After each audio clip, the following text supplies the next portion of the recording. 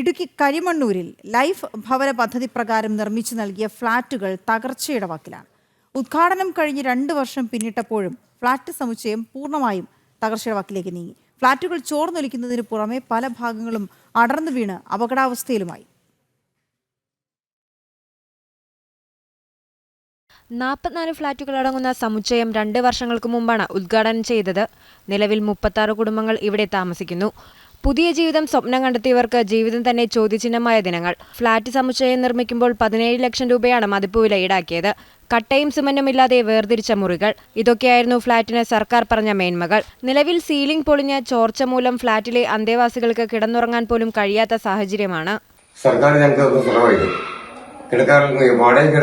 ശേഷം സർക്കാർ സംഭാവനയായിട്ട് തന്ന സ്ഥലം സന്തോഷത്തോടെ സ്വീകരിച്ചു. 5 കൊല്ലത്തെ ഗ്യാരണ്ടി പറഞ്ഞു. 2 കൊല്ലം പോലും ആയില്ല പൊളിഞ്ഞാൻ തുടങ്ങി. ഞങ്ങൾ ഈ കൂലിപ്പണിക്കാർ എന്നാ ചെയ്യും? ഇവിടെ ഞങ്ങൾ ഈ സമാധാനത്തിൽ കിടന്നുറങ്ങാൻ സംവിധാനം ഉണ്ടാക്കുന്ന മാത്രം മതിയായിരുന്നു. ഇത്രയും സ്ഥലം ഇവിടെ പഞ്ചായത്തിന് വെറുതെ കിടപ്പുണ്ട്.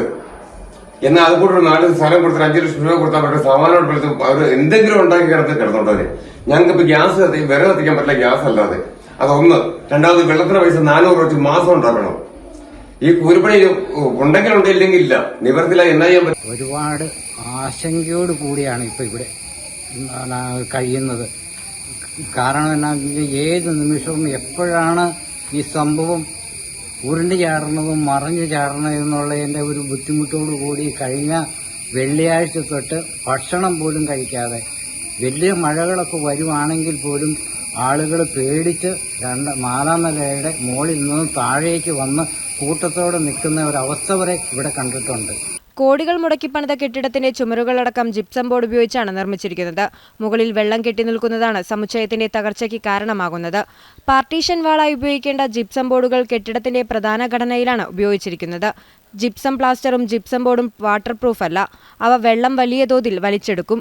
ഇതാണ് ചോർച്ചയ്ക്കും സീലിംഗ് ഉൾപ്പെടെയുള്ളവയുടെ തകർച്ചയ്ക്കും കാരണമായതായി ചൂണ്ടിക്കാണിക്കപ്പെടുന്നത്. ഫ്ളാറ്റിന് ലിഫ്റ്റ് സംവിധാനമില്ലാത്തതും ഗതാഗത സൗകര്യത്തിന്റെ അഭാവവും പ്രശ്നങ്ങൾ സൃഷ്ടിക്കുന്നുണ്ട്. തങ്ങളുടെ ദുരിതത്തിൽ സർക്കാർ അടിയന്തര ഇടപെടൽ നടത്തണമെന്നതാണ് ഫ്ളാറ്റിലെ താമസക്കാരുടെ ആവശ്യം. പൊളിഞ്ഞു വീഴാറായ ഫ്ളാറ്റിനു പകരം മറ്റൊരു സ്ഥലത്തേക്ക് മാറ്റിപ്പാർപ്പിക്കണമെന്നാണ് ആവശ്യമുയരുന്നത്. എന്നാൽ സർക്കാരിന്റെ തുടരാനുകൂല്യം ഈ കുടുംബങ്ങൾക്ക് ഇനി കിട്ടുമോ എന്ന ചോദ്യം മാത്രം ബാക്കി. ജനം, ഇടുക്കി.